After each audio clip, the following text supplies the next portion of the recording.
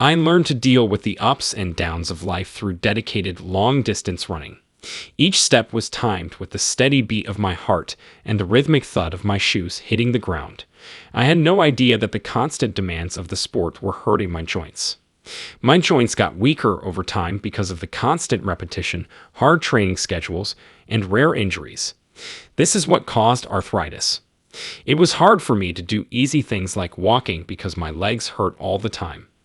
I found comfort in prayer and Bible lines after trying many treatments that didn't help. When I had to have surgery, I asked my family to pray for me and be there for me. The nurse noticed that I was very calm the morning of the surgery. I felt calm as I got ready for the surgery because of my faith and hope. As the anesthetic wore off, I became less aware of the surgery room.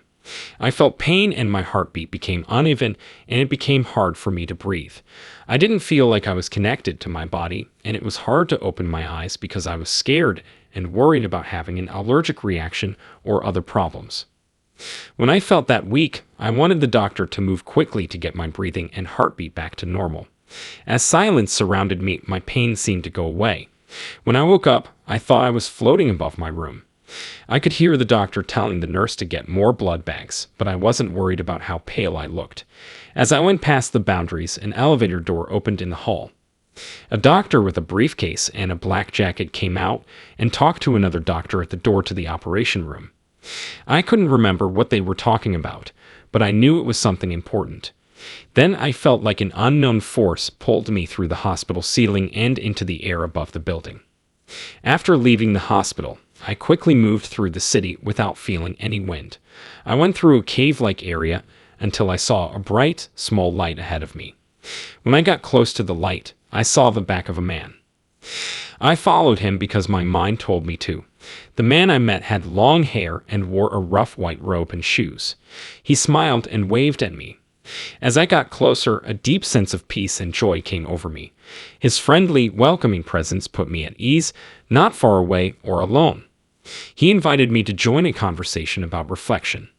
I was proud to talk about the community work I did in college, where I helped local seniors and kids once a week. As part of my job, I had to clean, talk, and play with the kids. One of my favorite memories is taking a week-old woman for walks in the park.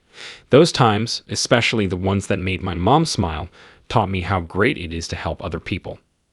Still, other images made me feel ashamed and sad. I stole answers from someone else's test because I was under a lot of stress, which got me an unfair grade. I felt bad about lying to myself and my teachers. I was afraid and didn't know what to expect, but Jesus was kind and gentle and didn't criticize or praise me. I was afraid of what he thought of what I did. All of a sudden, Jesus told us to hang out together. We climbed a set of stairs that led to a beautiful rural scene with bright flowers and a calm river. Along the other side, I saw my late parents, grandfather, and, to my surprise, my great-grandfather, whom I had never met. We seemed to be able to talk to each other through our thoughts. I wanted to reach across the river and hug my family, but Jesus told me not to do that right now. As we kept going along the river, we soon came across a beautiful building in the Greek style.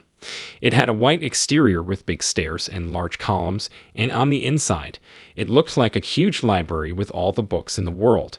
Jesus called it the Library of Heaven. I quickly looked through the books and picked one up, only to find that the pages were covered in bright, strange writing. I didn't understand, but Jesus comforted me. He told me that these books held a lot of information, some of which I might not be able to understand. The library was a place where you could learn anything. As I looked around, I found a book with all of Earth's music notes, from the past to the present. Jesus smiled and said that the library could help people grow and find secret potential. After that, Jesus picked out a book from the shelf and gave it to me. It told the whole story of my life from when I was a child to now. He told her, "I know everything about your life, good and bad. I've always loved you and been by your side." Then he gave me a choice.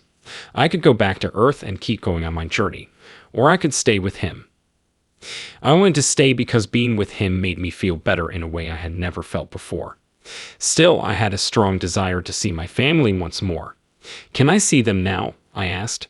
I woke up in a hospital where I was watching a doctor talk to my mother. I couldn't hear what they were saying, but I could see my family and friends praying, and I could feel their sincere pleas for help. It was hard to leave this safe place, especially since my father died young and my mother worked hard to raise me by herself. I knew I had to go back, even though it was hard to leave this safe haven of love. Jesus told me that going back would probably make me forget most of what had happened. Am I telling Jesus the truth? I asked. I said, "Yo, I want to go back to Earth," in a lighthearted way. Jesus told me not to worry, he would help, with a smile, a nod, and a pat on the head. "I will always be with you, watching over and taking care of you." When I woke up, I was in a hospital bed being cared for by a doctor. Taking deep breaths helped me feel stronger because I knew Jesus was with me. For the next 12 days, I was in the hospital, and everyone there knew why I was there. I told my mom, "You won't believe this, but my soul traveled during surgery when I got home." She heard about the doctor in the black jacket who saved my life. When I told my mom about my experience in heaven, she didn't believe me, but she did when I told her about my great-grandfather, who I had never met and whose picture I had never seen. He was very tall, had a white beard, and had a mole on his right eye. Mom was shocked, which confirmed that what I said was true.